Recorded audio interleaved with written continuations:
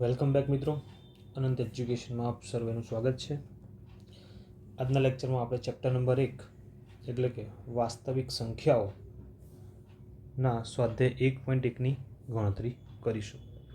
મિત્રો, આ ચેપ્ટરમાં આપણે વારાફરતી સંખ્યા પદ્ધતિ ભણવાની છે, જે તમે 9મા ધોરણમાં ભણીને આવ્યા છો. એના પછી તમારે સમય સંખ્યા, અસમય સંખ્યા વિશે ભણવાનું છે. એના પછી મિત્રો તમારે લસાઅ તથા ગુસાઅ વિશે ભણવાનું છે. રાઈટ, તો ચલો પ્રથમ સ્વાધ્યાયની શરૂઆત કરીએ. પ્રથમ સ્વાધ્યાય 1.1નો પ્રશ્ન નંબર 1 એવું કહે છે કે આપેલી સંખ્યાને અવિભાજ્ય અવયવોના ગુણાકાર સ્વરૂપે દર્શાવો. મિત્રો, અવિભાજ્ય સંખ્યાઓ એટલે કે 2, 3, 5, 7, 11 એવી રીતે. તો પ્રથમ વાત છે 140. તો 140ને હું અવયવ પાડવાનું શરૂ કરું છું. તો પહેલાં તો હું એને 2 વડે ભાગી શકીશ, એટલે 70 દુ 140 થશે. હજી 2 વડે ભાગ ચાલશે મિત્રો, એટલે 35 દુ 70 થશે. હવે 2 વડે ભાગ નહીં ચાલી શકે અને 3 વડે પણ ભાગ નહીં ચાલી શકે, એટલે કે 5 વડે ભાગ ચાલે તો 7 પંચા 35 થશે અને પછી લાસ્ટમાં 7 એકા 7. તો મિત્રો, આપણું જો 140 સંખ્યા આપી છે એને આપણે લખી શકીએ 2 ગુણ્યા 2 ગુણ્યા 5 ગુણ્યા 7. મિત્રો, આને દર્શાવવાની બીજી એક પણ રીત છે, જે તમે જાણો છો કે 2 ગુણ્યા 2 છે અને 2ના વર્ગ સ્વરૂપે લખી શકાય. તો 2નો વર્ગ ગુણ્યા 5 ગુણ્યા 7. અહીં તમારું કામ પૂરું થાય છે. એવી જ રીતે મિત્રો બીજામાં છે, બીજો અંક આપણી પાસે છે 156. 156ને સૌપ્રથમ આપણે 2 વડે ભાગી શકીશું. તો 7 દુ 14 કરીશું એટલે 1 શેષ વધશે, 16 થઈ જાય છે, એટલે 8 દુ 16, 78 જવાબ આવે છે. ફરીથી આને 2 વડે ભાગીશું મિત્રો, તો 3 દુ 6, 1 વધ્યા છે એટલે 18 થશે, તો 9 દુ 18. 39 મિત્રો 3ના ઘડિયામાં આવી શકે, એટલે કે 13 તરી 39 થાય, અને 13 અવિભાજ્ય સંખ્યા છે, એટલે કે 13 એકા 13 બની જશે. તો મિત્રો 156ને આપણે કઈ રીતે લખી શકીશું? તો 2 ગુણ્યા 2 ગુણ્યા 3 ગુણ્યા 13. તો કુલ મિલા કે 2નો વર્ગ ગુણ્યા 3 ગુણ્યા 13 આ રીતે. એવી જ રીતે ત્રીજો અંક આપણને આપ્યો છે 3825. 3825 એને મિત્રો અવિભાજ્ય અવયવ સ્વરૂપે લખવાના છે. એકમનો અંક 5 હોવાથી આને આપણે સીધા 5 વડે જ ભાગીશું. આપેલ સંખ્યાના અંકોનો સરવાળો 8 ને 2 10, 5 15 ને 3 18 એ 3 વડે વિભાજ્ય હોવાથી પહેલાં આ સંખ્યાને આપણે 3 વડે ભાગીશું. તો 3 વડે ભાગતા 3 એકા 3 થશે, 3 દુ 6 થશે, 2 વધશે 22 થાય છે. તો 7 તરી 21 મૂકીશું ને 1 શેષ વધશે, એટલે 5 તરી 15. 7 ને 5 12, 13 14 ને 1 15. આખી સંખ્યાના અંકોનો સરવાળો 15 થાય છે, જે 3 વડે વિભાજ્ય છે. એટલે મિત્રો આ સંખ્યાને હજી 3 વડે આપણે ભાગી શકીશું. 4 તરી 12 અને 3 દુ 6, 1 શેષ વધી 15, એટલે 5 તરી 15. અંકોનો સરવાળો કરો મિત્રો. 4 ને 2 6 ને 5 11. 3 વડે વિભાજ્ય નથી, એટલે હવે આ સંખ્યાને 3 વડે ભાગી શકાય નહીં. તો હવે સીધું આપણે 5 વડે ભાગીશું. તો 5 વડે ભાગતા શું આવે છે? 8 પંચા 40, 2 શેષ વધે છે એટલે 25. તો પાયો 25. હજી 5 વડે ભાગીશું તો 17 પંચા 85 ઘડિયા આવડતા હશે તો કામ થઈ જશે.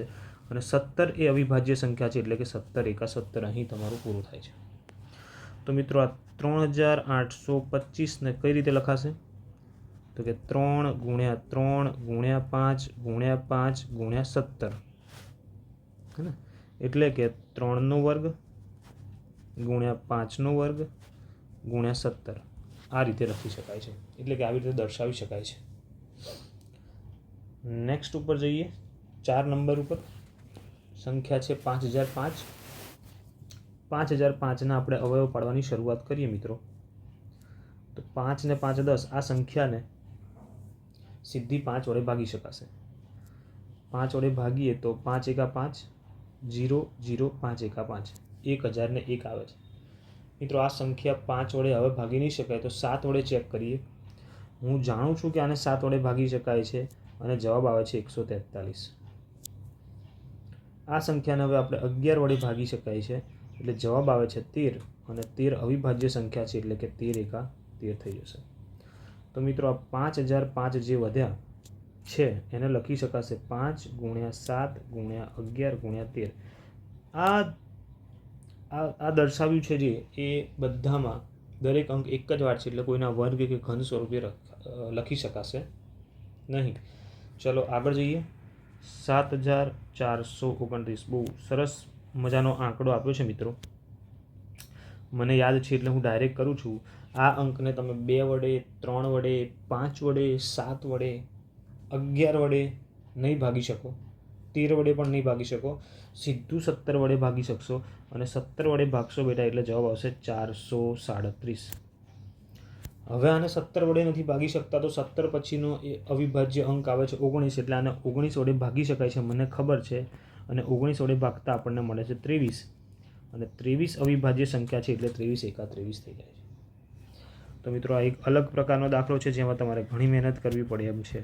તો 17 × 19 × 23 આ તમારો અવિભાજ્ય રીતે તમે દર્શાવી દીધું.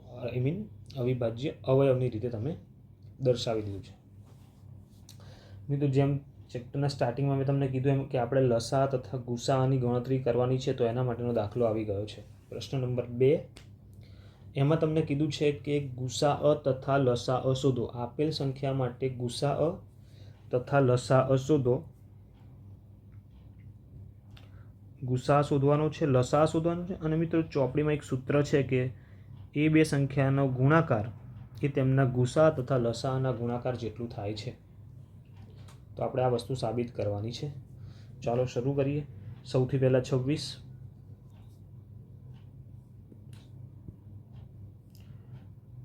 સૌથી પહેલાં 26ના અવયવ પાડી દઈશું.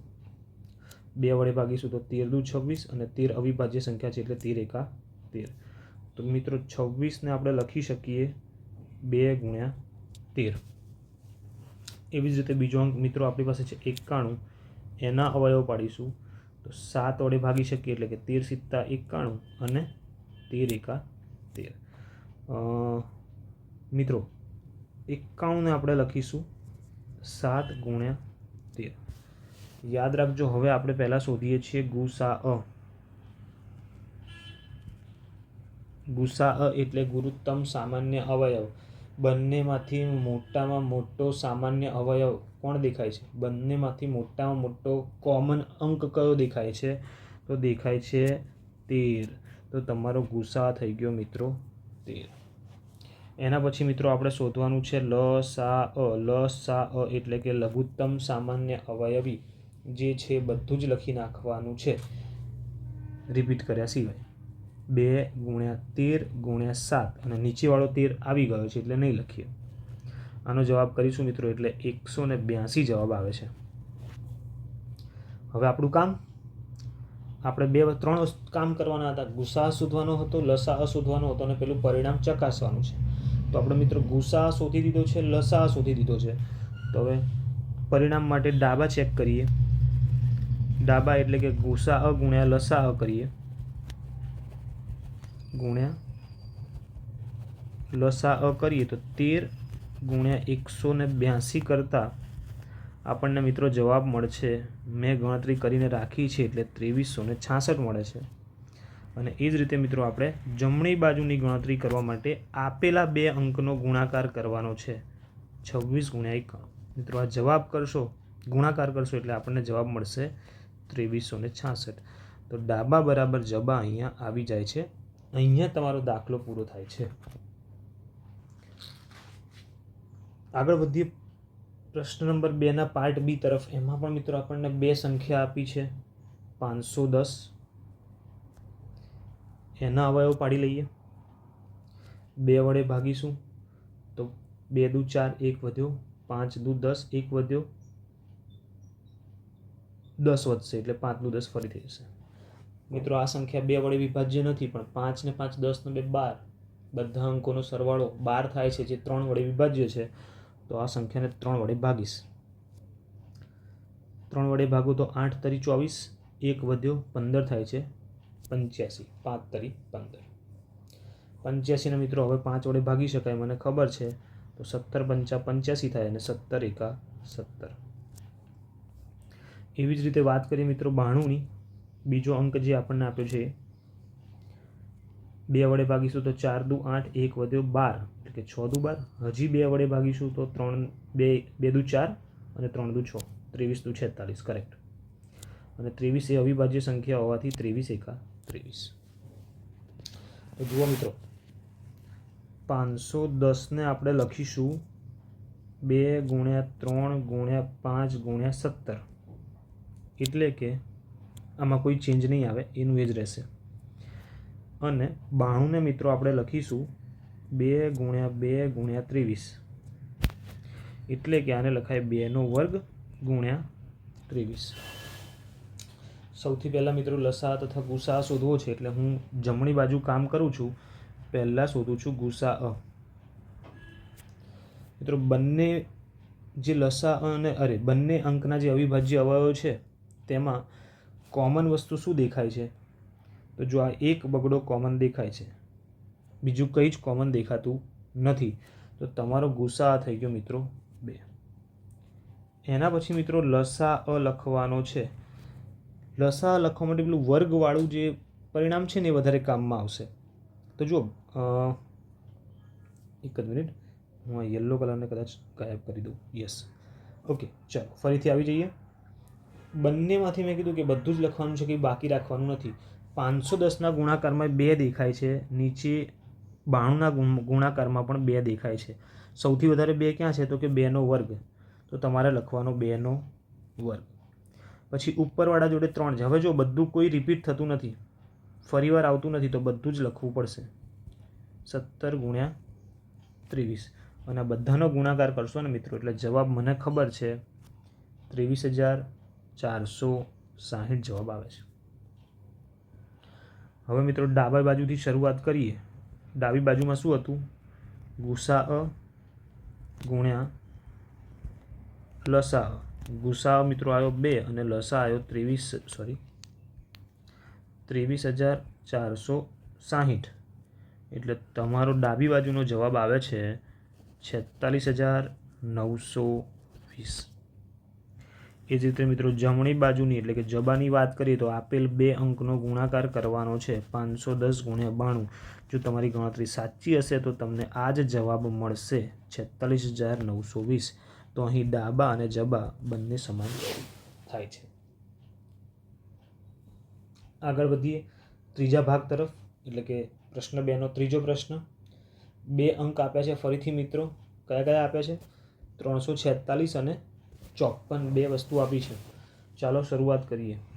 336ના ભાગ પાડવાની. બહુ લાંબુ થવાનું છે કદાચ, એવું લાગે છે.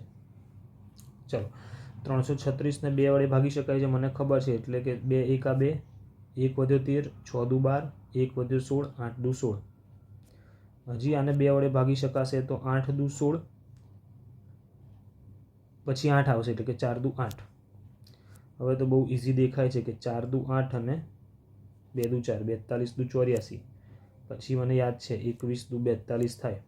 હવે 2 વડે ના ભાગી શકાય, પણ 7 તરી 21 એટલે કે 3 સિત્તા 21 થાય અને 7 એકા 7 થાય, આટલું મને ખબર છે.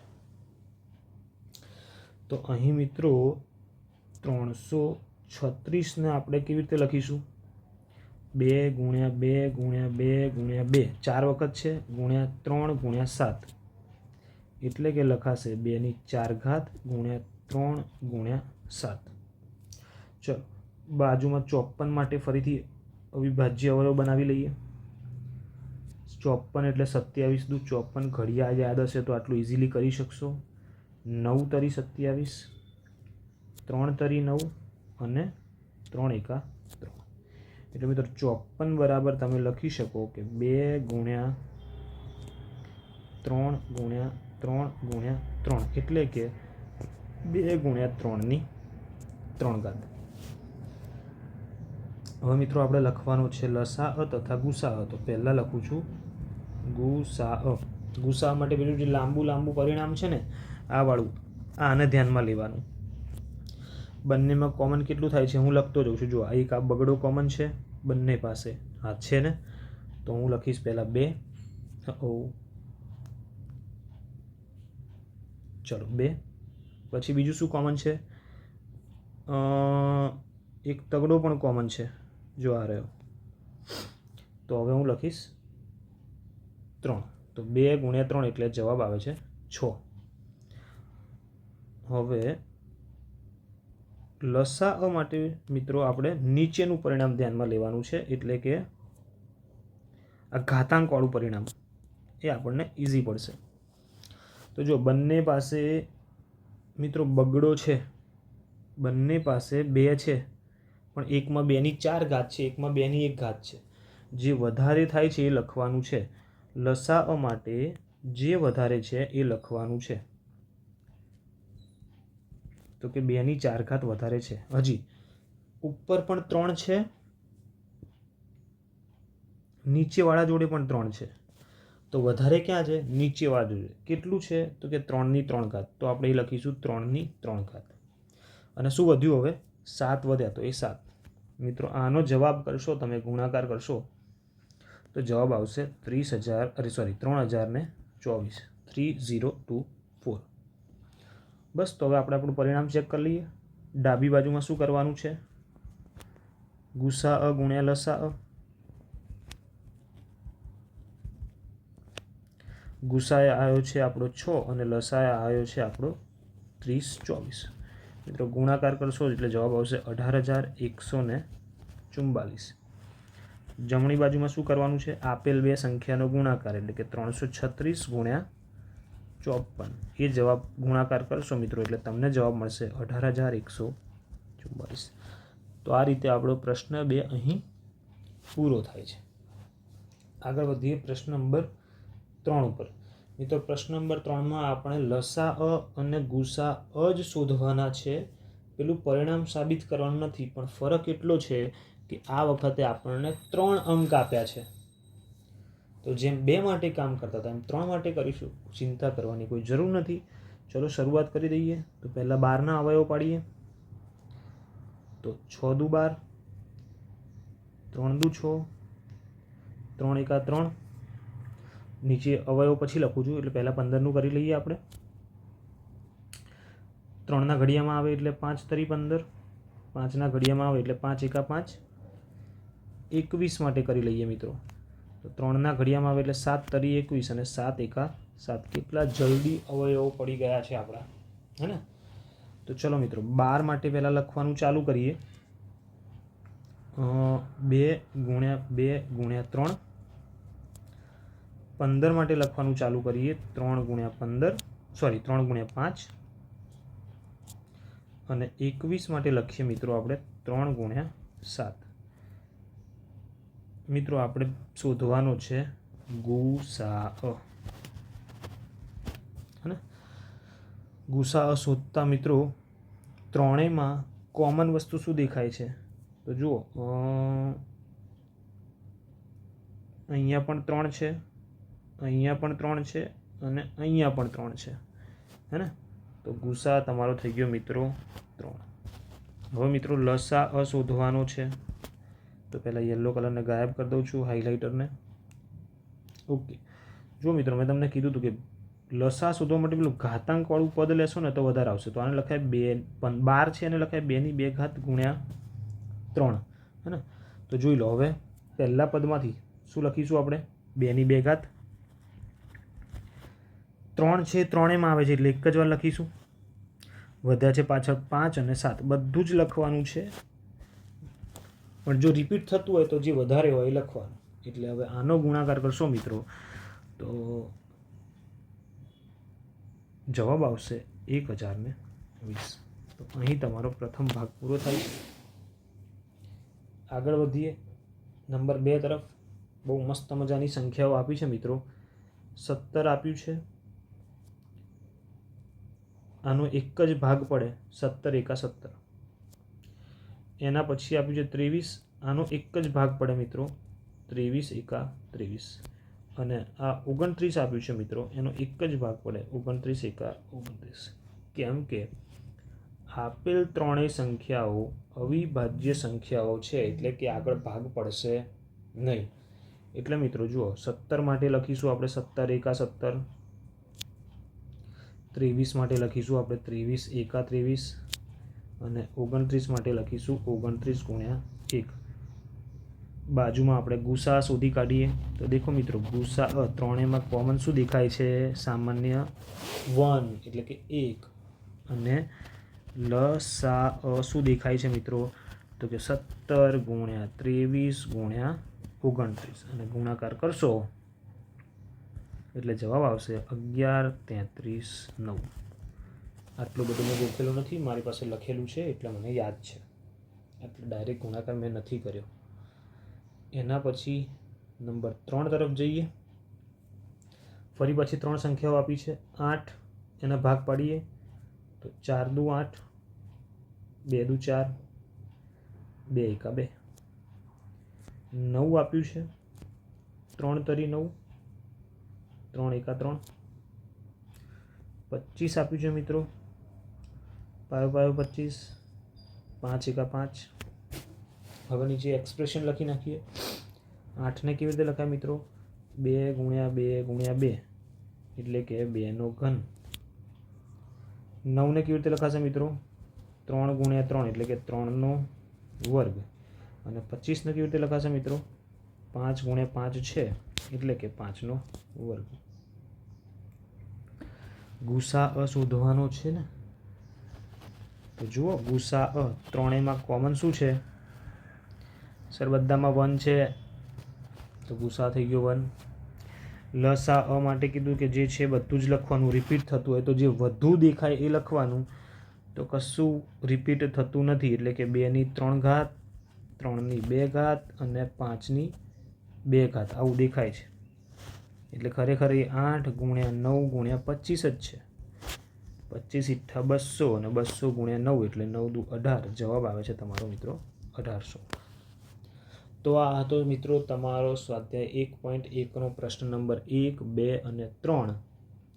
નેક્સ્ટ લેક્ચરમાં આપણે આગળના પ્રશ્નોની ચર્ચા કરીશું. Thank you.